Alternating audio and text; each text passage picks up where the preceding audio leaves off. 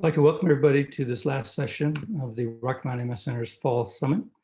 This is a question and answer period, so I'll be reading questions and my colleagues and I will be trying to answer them as best we can. So if we're ready, we'll start with the first one. And the first question has to do with age.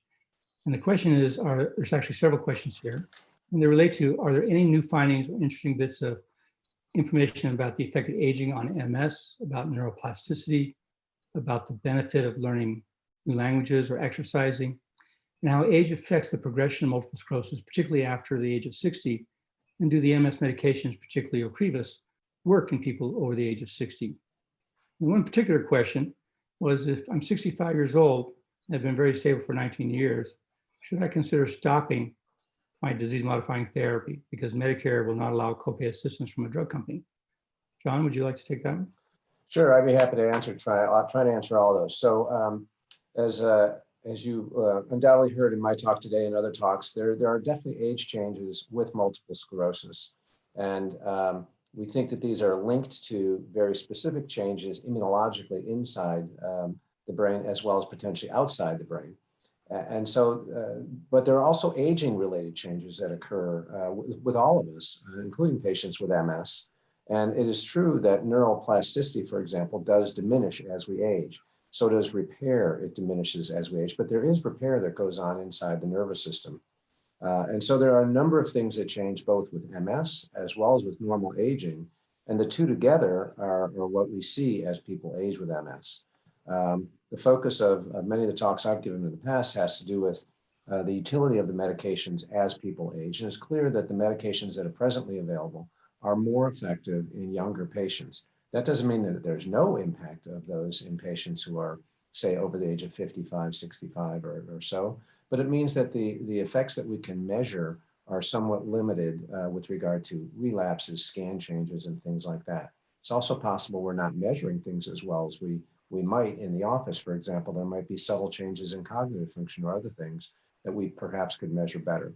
So as almost everything else in MS, it's an individual decision, an individual issue for each person with their physician as to whether or not a medication offers benefit as they age in comparison to the risks.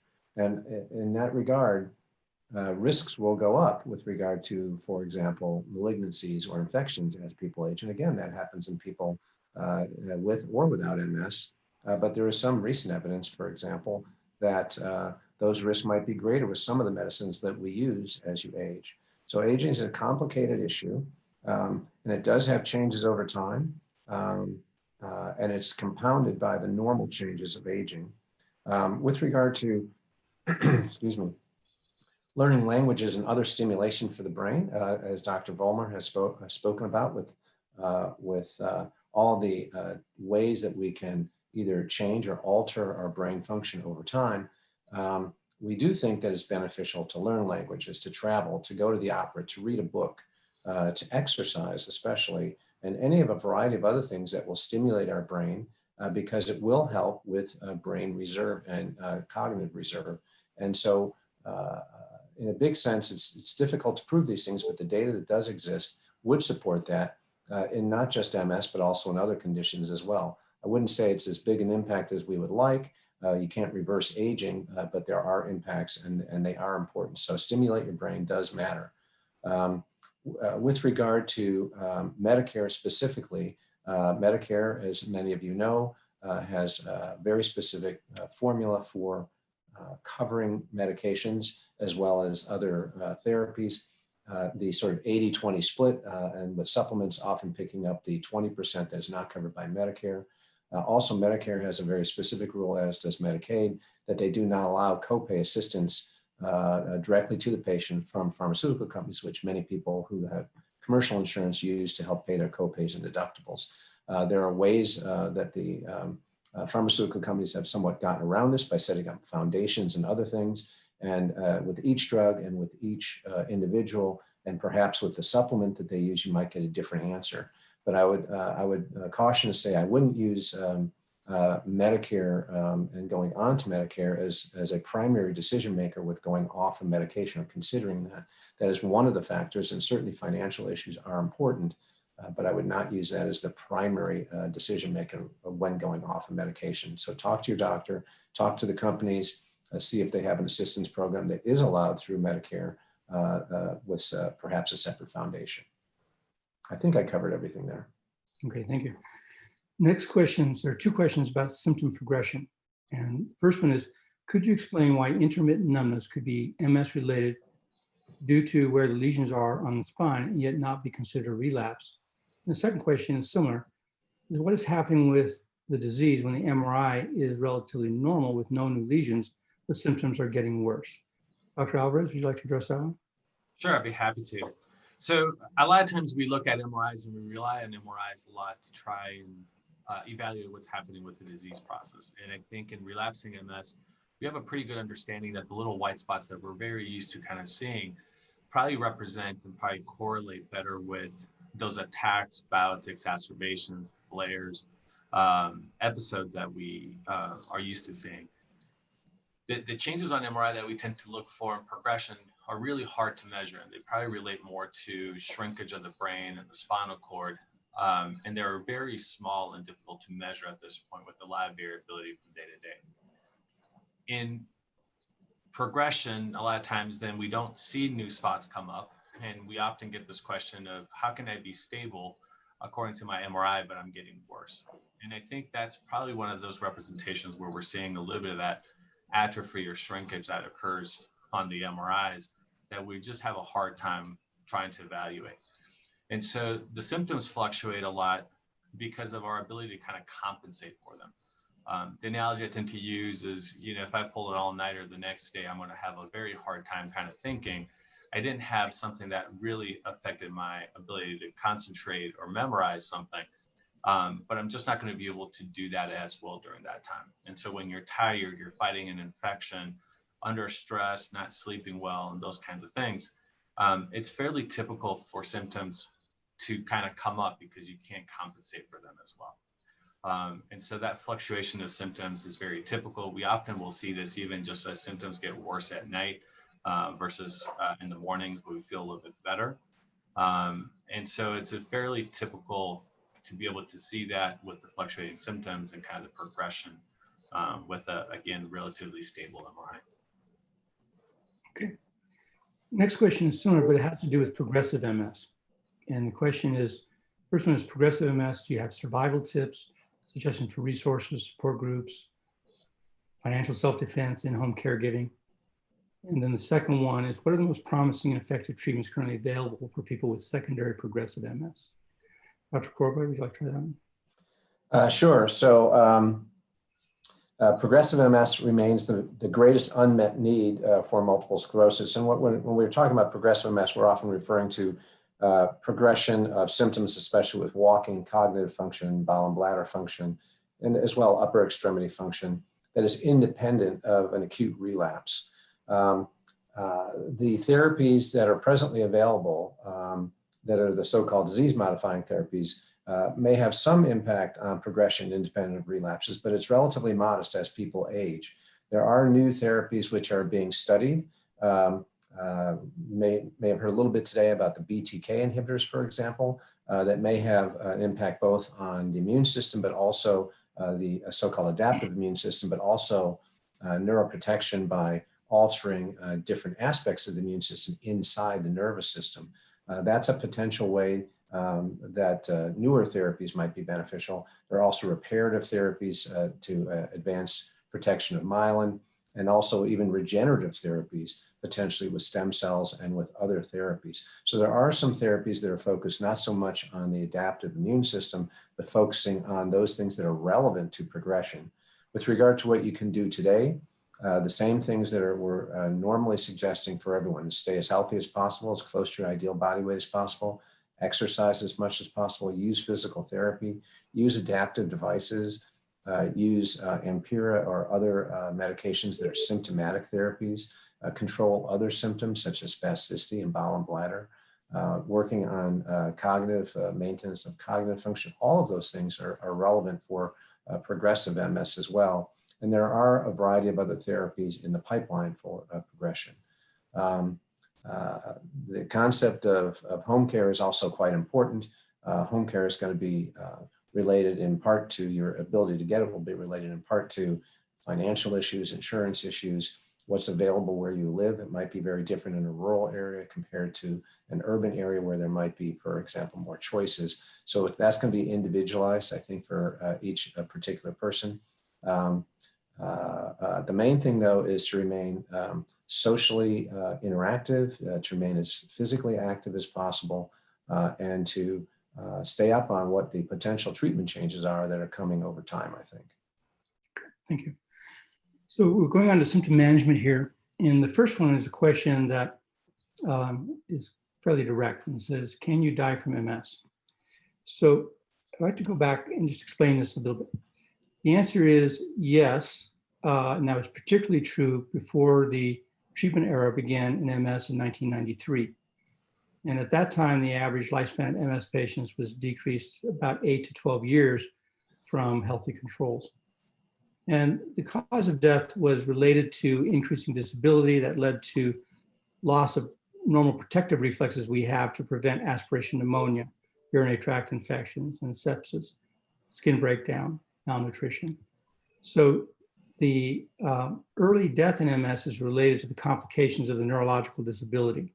And that was a serious issue for us prior to 1993.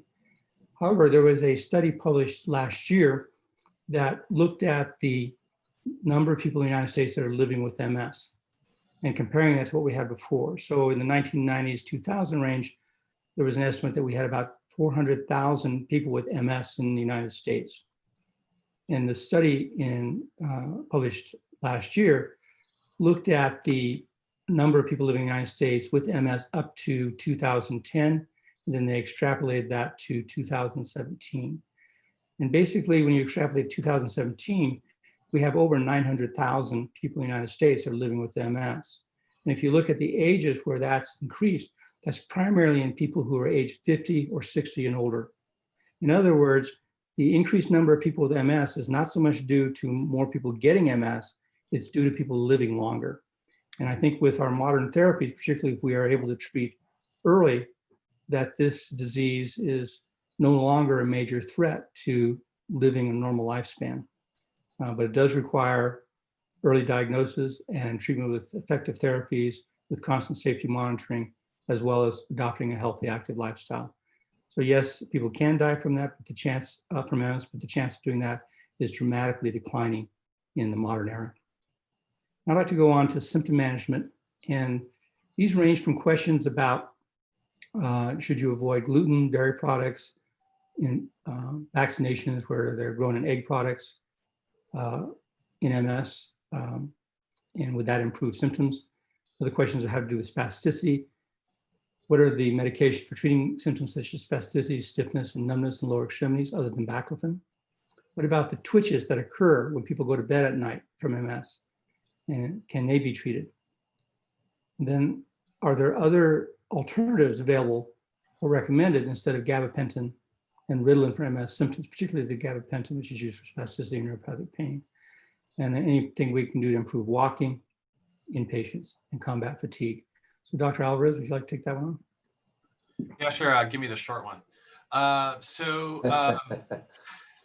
Where to start on that one? I'll start a little bit with on the diet side of things. I think diet is one of those things that being able to kind of examine your diet and pay attention to your diet becomes important. I think a lot of times things start to get better when people start to follow diets, because they start paying attention to not just the calories that they take in, but what kind of calorie types are they taking in. So I think the important points a lot of times that I like to emphasize are things that involve eating well, so kind of good portion control primarily, but also lots of fruits and vegetables, so kind of high quality foods, low on refined foods, and those kinds of things. The issue around dairy and gluten, I think, are particularly difficult for us to answer. I think there's a lot of people that do have sensitivities to these products, and if they cut them out, they may feel better by cutting them out. But I think for some people, it's also hard to cut out and change their diet completely. And so I think sometimes they can kind of burn out on their diets by making them too restricted. And so I think you have to be able to kind of pay attention and adjust things a little bit, and try to understand and see how your body's doing with them. There's not a lot of data that gluten and dairy particularly can affect MS and make it worse. But being able to see if you are sensitive to those products and cutting them out, then that becomes part of just feeling better as well. On the symptom management, I think it becomes important to try and understand where those symptoms are coming in from.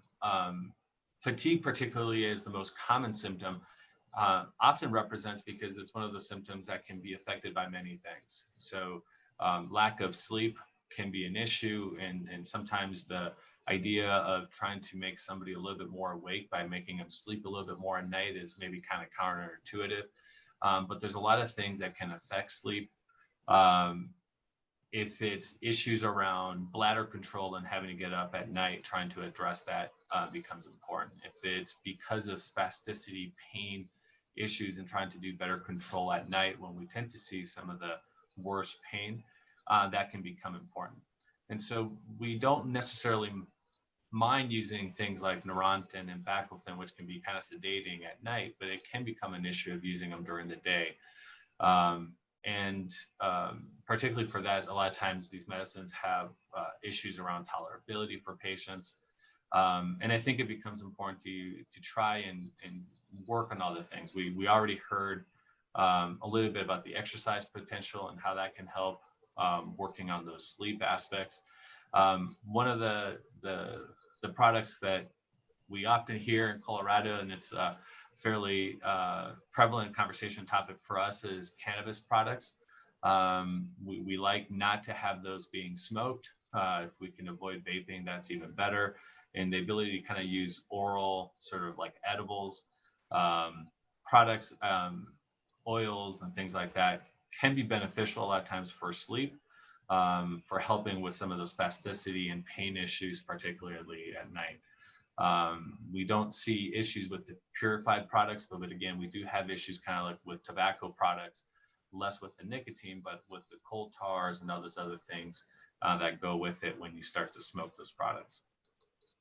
So trying to kind of try different doses, trying to find the optimal dose. So sometimes when you work on sleep, that can kind of be helpful, and you might be able to cut back on the dose of the amount of pain medicine that you have to do during the day. Exercise can help with stretching. And so there's, exercise and things like that can help loosen some of that spasticity. So sometimes encouraging stretching, yoga, Pilates type exercises in the morning. And then again at night before you go to bed, when that spasticity can sometimes set in, or after long periods of sitting, can be helpful. Were there any other ones? I think I covered most of that. I think you covered.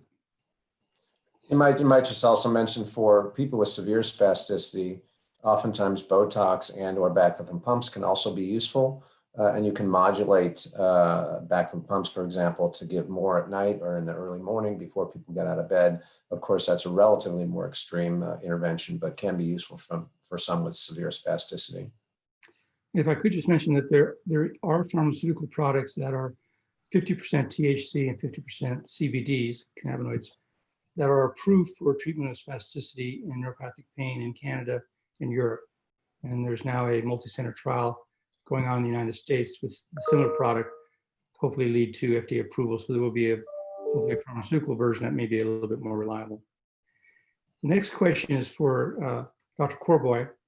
Question is, please discuss the sexual difficulties that people with MS experience. What would your treatment plan look like? So that's also a not short answer, but I'll try and keep it brief. Sexual dysfunction is common in multiple sclerosis. It's not talked about as much as perhaps it should be because it is important and it is commonly seen. It can be manifested differently in men and in women. Both men and women can have decreased interest in sexual activity, perhaps more in women than in men. Men can also have erectile dysfunction. Both can have inability to achieve orgasm as part of that experience as well. So it can be multifaceted in terms of what the nature of the problems are. Like any other sexual experience, it's important that the appropriate relationship between individuals is maintained. So the psychosocial construct of your relationship with your partner is important. And the ambiance, if you will, that is required for any interaction is making it better or not as good. You can use medications for men, for example, if there's erectile dysfunction, the Viagra, Cialis, and others. There are a number of other, for men, implants for the penis or other even injectable therapies that can be useful for erectile dysfunction. In addition, the use of vibrators and other stimulation devices may be useful. It may take a longer time to stimulate to maximum sexual pleasure, and using devices can be helpful. There should not be a stigma about using devices. They exist. They are helpful for people. People without MS use them all the time. And there's no reason that people with MS cannot use them as well. So it's complicated with many different facets, but I encourage people to not say, oh, I have MS, or maybe even if I'm in a wheelchair, that doesn't mean I can have sexual activity. You can maintain sexual activity, an important part of all of our lives throughout the time frame with MS. It may get more complicated, but with a willing and an able partner, we should all be able to try to maintain that sexual experience. Okay, thank you. So the next section is on questions about Retrucemab and Ocrevus. And I'll just run through these fairly quickly. The first one was, for me, is Dr. Warren, can you comment on risk of Retrucemab infusions in the time of COVID, given a recently published study, which is entitled Retrucemab Seen to Affect How B Cells Return After Treatment Stops. It was actually a news article, but it's based on half a dozen papers that have been published in last year or so, looking at when you stop these kinds of therapies, the B lymphocytes do return that were depleting and they recover, but they're different than they were when you started. And basically they're different because the therapy is treating patients who have mature B cells that have experienced some target antigen or molecule that from an infectious agent or cancer or something else. And so they're mature B cells and they have a very specific antibody on their surface. But when we stop therapy, the B cells that return are immature. They've not yet experienced a specific antigen, and they've not gone through all the processes of producing specific antibodies for any particular disease.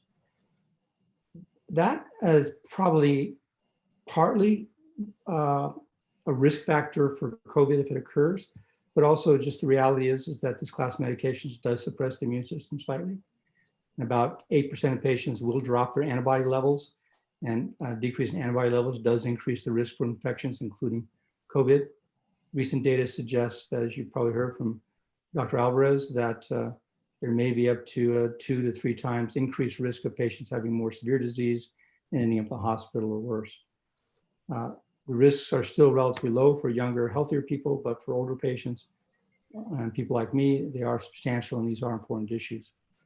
But this recovery, B cells that are immature, means that it's possible that some of the responses to previous vaccines may have been erased by this therapy. And so it's important to follow up with your primary care physician. They may want to check your antibodies to the shingles virus, to measles virus, and to the influenza, and potentially consider re-immunizing you if necessary. The next question is, it stated in the fine print regarding Ocrevus, is to receive the infusion every 5 months. And why is it offered at 6 months? I don't actually know of any directive providing it at 5 months. The studies were done at 6 months, as they were with Retrucemab. And the reason for that is just that 90% of people will maintain B cell depletion over 6 months, and that was our initial therapeutic goal. So the actual treatment effect of Ocrevus and Retrucemab for any given patient varies tremendously. And they can last from maybe 4 or 5 months in a few patients to up to 16 months in some patients. So I think the future of investigations with this class medications is looking at potentially adjusting the infusion schedule to fit the patient's response in terms of B cell recovery. In other words, following B cells every 2 months, for example, and then when they begin to recover, then consider redosing rather than just redosing at 6 months. So that individualized approach to use of these drugs is gaining ground, and we hope there will be studies developed within the next year to help us determine whether that's an effective way to use these therapies. Next question is, are there any new oral disease-modifying therapies that compare to the effectiveness of Ocrevus and Retrucemab? And the answer is no. We have 4 classes of oral drugs. The earliest one is teriflunomide or Albagio. It is only modestly effective. It's in the 30% range, similar to the injectables, Copaxone and interferons. And then there's Tecfidera and Vumerity. Vumerity is a new version of Tecfidera that has less gastrointestinal side effects. And they're in the moderate range, maybe 50% reduction average in relapses. And then there was Mavenclad, which is cladribine, that was approved last year. That's also in about the 50% range, but that's a relatively dangerous chemotherapeutic drug. So that would only be used as a rescue therapy for people who failed most everything else. Then the 4th class of drugs are the Gilenya type drugs. And there's now 3 of those. There's Gilenya, Zeposia, and Mayzent. And there'll be another one, I don't know what the brand name is because it's not approved yet, called Ponesimod, that'll be coming out. So there'll be 4 drugs in that class with Gilenya. And they're closer, they're a little bit more effective than the Tecfidera, possibly. But none of these have been shown to be as effective as the Ocrevus and Retrucemab, and that's been confirmed by multiple real-world studies done around the world, including our group has published on this. And the last question is there any information available yet concerning PML risk for Kesimpta, which is the new anti-CD20? It's the same as ocrelizumab and rituximab, but it's injected subcutaneously once a month compared to Ocrevus. But I'd like to point out that there's 170,000 people on Ocrevus. There's only been 1 PML case. The natural history of PML is to occur, and not people on drugs, but just routinely in the population, is about 1 per every 300 to 500,000 people. So the risk of PML on anti-CD20s is particularly low. And at this point, we do not have any information specifically about Kesimpta, but I doubt that it would have much of a different impact on PML than Ocrevus and Rituximab have had, which is a very, very low risk. Next question has to do with physical therapy and exercise. And this question is about how many times should I go to physical therapy per week? What about vibration plates and their treatment for balance? And then can you comment on the Nuvi or NuFit devices that are used in some physical therapy centers? These are peripheral nerve stimulators and peripheral stimulators. So Dr. Alvarez, would you like to try that one? Yeah, sure. This is an area that I'm definitely not an expert in, and I think there's a lot of different devices that sometimes to get approval for or to kind of start selling these products, we don't have quite as much information as what we would like. And so these are therapies that I think sometimes can be beneficial. So TENS type units can be helpful sometimes, for example, in post-stroke patients where they have the inability to kind of stimulate the muscles and can have some muscle atrophy. So kind of the ability to kind of stimulate muscles and stimulate nerves. And that can be helpful a little bit because it can stimulate some of the growth factors produced by the muscles to kind of keep the nerves alive, or keep the produced by the nerves that can keep the muscles alive. So I think some of these products can be helpful, but I think we need a lot more information around for them. But things that but that continued exercise and working with physical therapy becomes really important. One thing I always like to stress is that, physical therapists are not trainers. So it's not that when, we might say work with a physical therapist once a week, that we expect you just to work out once a week. But that they should be kind of coming up with a plan for you to kind of develop a plan for you to be able to do those exercises at home and teach you how to do those exercises, and then you do them on your own. Or with help of a partner, for example. And so, to think about physical therapy as sort of setting up goals that can kind of help you. And so they should drive a little bit depending on where you're at in the cycle after a relapse or kind of trying to improve things. And so sometimes it might be appropriate to meet more often or less often with them. They're often the experts, and so I will often defer to them as to how often that should be occurring. But again, the ability to do exercise should be something that you should do almost on a daily basis, as much as possible. Okay. Now we have a series of sort of more focused questions. The first two I'll just deal with. One is, why has IVIG not been approved by the FDA?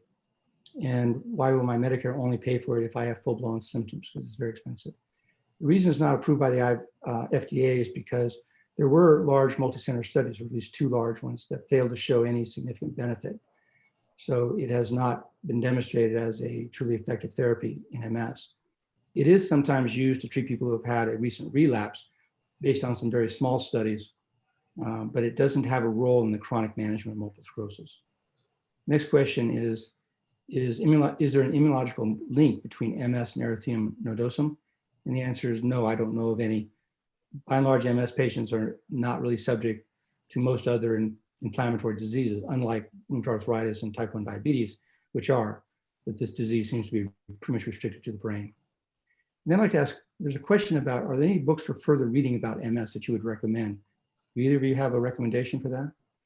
I think it's difficult on providing recommendations for books because they tend to be a little bit out of date by the time they come out, especially if you're looking for things like around treatment and things like this. There's a number of different books available for just kind of basics of MS, and there's even a book in the series for dummies. So MS for Dummies is out there, for example, which can be helpful. I think some of the best places, though, for information are through websites, and the Rocky Mountain MS Center and the National MS Society tend to provide some really good resources that tend to be able to be kept up to date much better because of just being able to update data more regularly on the internet. Okay. And I would agree. So can one of you talk about, will stem cell therapy ever be covered by insurance? Sure, I'll take that one. As many of you know, stem cells have been studied in MS and other autoimmune disorders for up to 20 years now and longer. Studies have shown, and there have been just 2-3 weeks ago, the National MS Society came out with a guideline with regard to stem cells, suggesting that they have some significant potential benefit in those under the age of 50 with active disease. So in terms of, do stem cells, and I'm talking about, in this case, bone marrow derived stem cells, do they help sort of reboot the immune system, and can that be beneficial? The answer is yes. So yes, there's data supporting it. With regard to insurance, that has been more of a tricky issue. There's no agency, no pharmaceutical company or anyone else who has gone to the FDA to get approval. It's really a complex process involving multiple different medications. It's really a set of procedures. And so there's not likely to be an FDA approval for this, and that might hinder things somewhat. In addition, it's relatively, in the short run, quite expensive at probably $100,000 to $150,000, although sometimes people may get that for $50,000 to $75,000 in other countries. So the insurance companies have resisted paying for it because there has been relatively limited information, which I now think we may have passed the threshold for, but also that there's no one sort of seeking any kind of approval that will allow them to say, yes, this is an FDA approved process. That said, we can sometimes get approval. I recently got approval for one of our patients who had very active disease, was not a candidate for a study that we have pending, which is called the BEAT-MS study, Best Available Therapy Study, looking at bone marrow-derived stem cells after high-dose immunoablation therapy compared to best available therapy. That's where the BEAT comes from, which would be one of the monoclonal antibodies such as ocrelizumab, natalizumab, alemtuzumab, or rituximab, and now ofatumumab. And so it's hoped that that will be another piece of information that will help insurers decide that it's appropriate to pay for it. It's still on a one-by-one basis, though, and your provider is going to have to work pretty hard in the state of Colorado. Other states, some of the insurers are doing a little bit better, perhaps in Ohio and Chicago and a few other places. Thank you. And so we've gone through most all the questions here. So we have one final subject, which is to see whether Dr. Alvarez has any updates on coronavirus. Yeah, so the numbers have continued to uptick. We broke another record yesterday for new cases in the U.S., hitting about over 120,000 cases in the day. I think we're looking at about 163,000 cases in one day. Sorry, yesterday. The numbers are going up so fast now that it's hard to keep up. With over 10 million cases in the United States. There's been almost 250,000 deaths in the US. Just yesterday having almost 1,200 deaths. So numbers continue to kind of go up. They continue to go up in the state of Colorado. So I think, being particularly careful as we start to look at things becomes more and more important, and you're starting to see a lot more of the restrictions going in place. Wearing masks, more and more data showing that they protect the wearer as well as not, helping to protect others as well. So I think they're, trying to really emphasize wearing masks, washing your hands, and those kinds of things. I think the big news that popped up since the recording was the announcement from Pfizer around the results of some of their vaccines trials.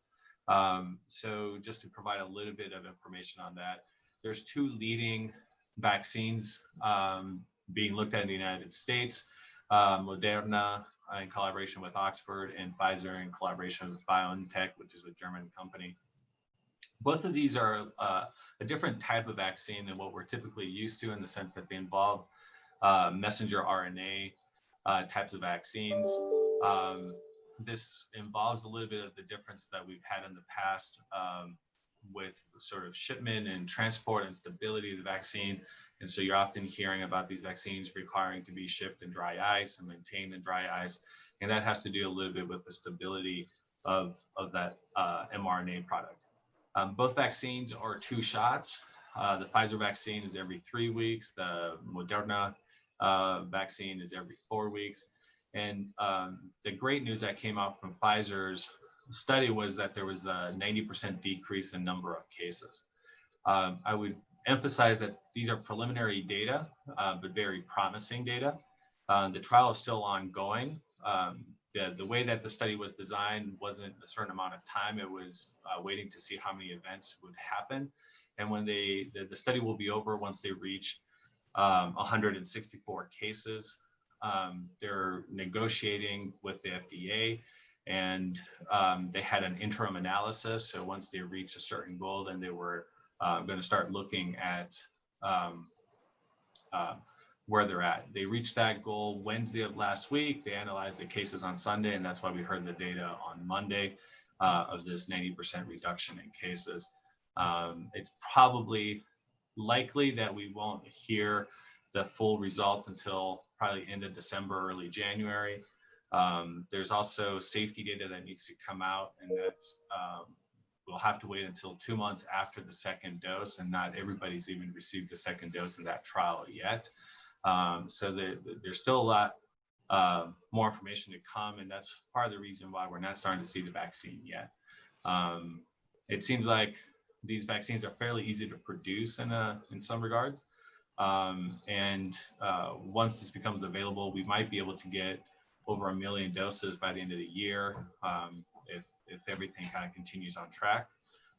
One of the downsides about the number of cases going up is a positive for these studies, in the sense that there'll be more events happening sooner and faster. So we may get results maybe even a little bit faster than anticipated to be able to move along. So if there's a silver lining, that might be the best way to end this Q&A session. I would thank you. I'd like to thank all the presenters, but particularly thank all those of you who actually viewed this Rocky Mountain MS Center Fall Education Summit. We're very appreciative of all the support that we get from all of you. And we would like to continue to improve this presentation. So we'd be very interested in your comments and suggestions for how we can make this a better or useful experience for you. So again, thank the presenters and thank all of you, those of you who participated in this. All right. Thank you. Thank you.